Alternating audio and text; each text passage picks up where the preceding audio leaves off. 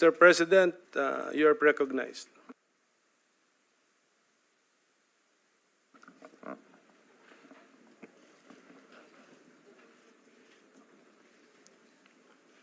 Before anything else,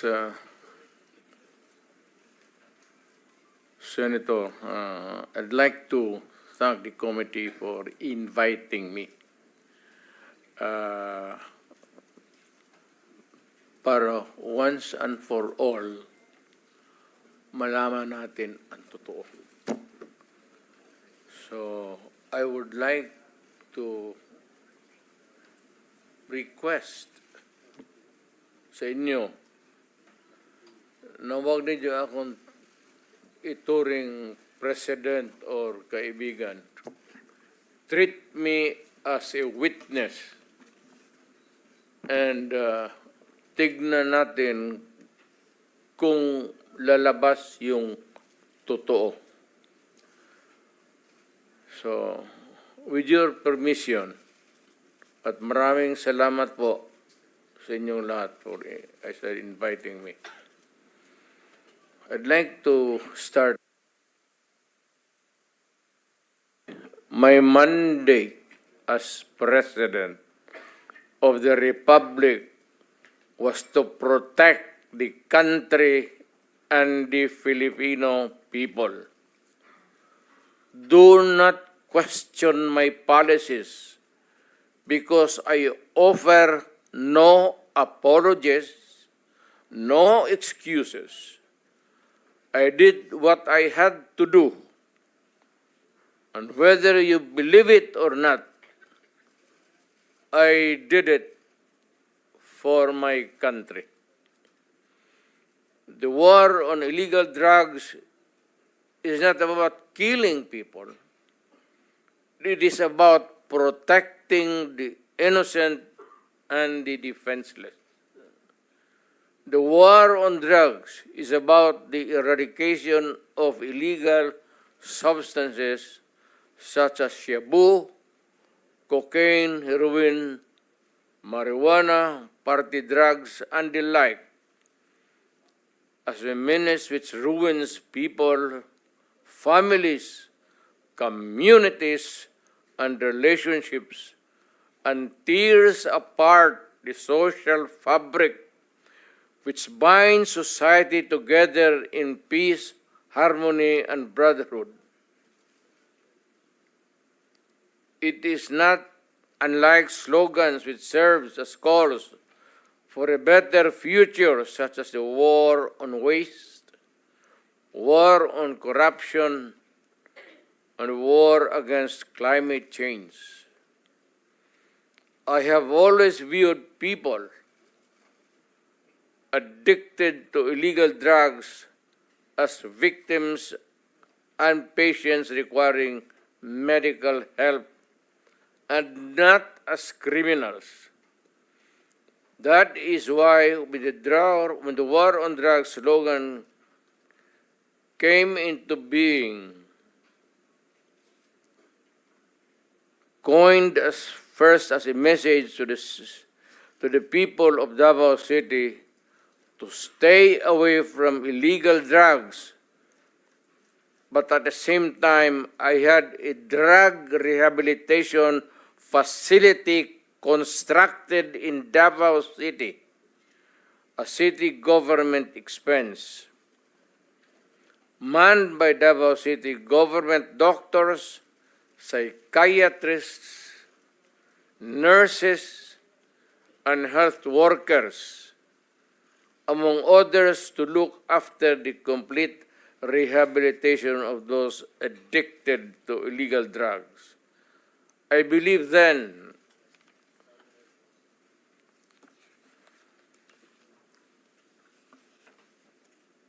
and I still believe now that rehabilitation and not fear of death or incarceration to be the key to the return of the addicted individuals back to the mainstream of a just and forgiving society.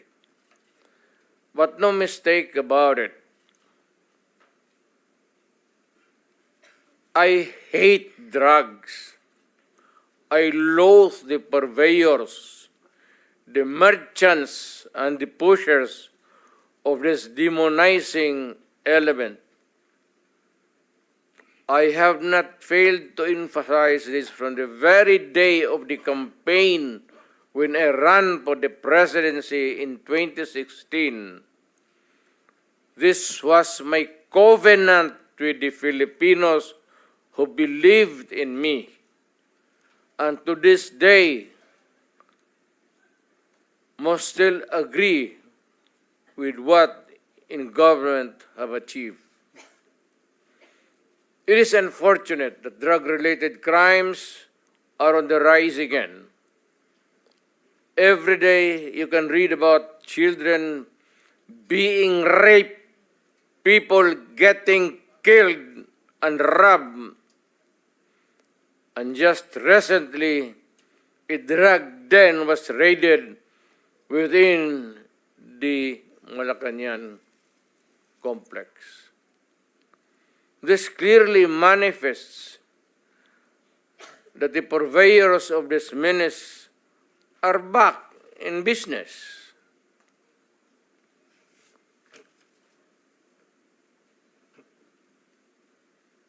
Ano? Gawain natin. The Filipinos are anxious and distressed. Self-preservation is still the first law of nature. It is instinct. It is recognized in our laws as self-defense. That is why I have always told the police authorities and operatives to be mindful of this basic law of nature. However, I tell them not to abuse their authority and power, and hindi ko talaga pinayagan yung abuso ng pulis o sundalo kailanman sa buong buhay ko and as mayor for so many years and as president, in the guise of protecting themselves. But when your very life is placed at risk and it can be snuffed out in a matter of seconds, then and only then must you act accordingly. Repel the aggression only in self-defense. Alam mo, matagal ako nagturo sa aming bayan sa Police Academy. When I was a prosecutor, to augment my income noon na bago akong kasal, nagturo ako sa pulis. Ang sinabi ko talaga sa kanila, when you are arresting a criminal, you are not supposed to request him to surrender. Rather, you have to overcome the resistance. However, pag ayaw, it's the duty of the police is to overcome the resistance kung ayaw mag-surrender. At kung may baril, at kung tingin mo, sabi ko sa mga pulis doon sa academy, mamamatay ka, barilin mo. Barilin mo sa ulo. Patayin mo at least one less criminal in the community. Yun ang utos ko when I was a fiscal and I was a professor doon sa Police Academy. Yun ang turo ko sa kanila. No quarters given, no quarters asked. Criminal ito.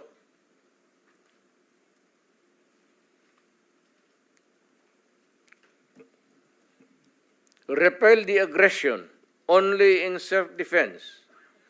Do not make orphans of your children and widows of your wives. I don't want that in my conscience as mayor and president. Hindi ko mabigat yan sa konsensya ko. I have warned, but before that, my job as president was never easy, and it was not meant to be. I have tried to do the best I can to address the problem of illegal drugs firmly and without compromise. For all of its successes and shortcomings, I alone take full legal responsibility sa lahat na nagawa ng mga pulis pursuant to my order. Ako ang managot. At ako ang makulong. Huwag yung pulis na sumunod sa order ko. Kawawa naman, nagtatrabaho lang. Yun ang gusto kong sabihin sa Pilipino at mabutit niyaya ninyo ako dito. Once and for all, yan ang gusto kong sabihin sa tao.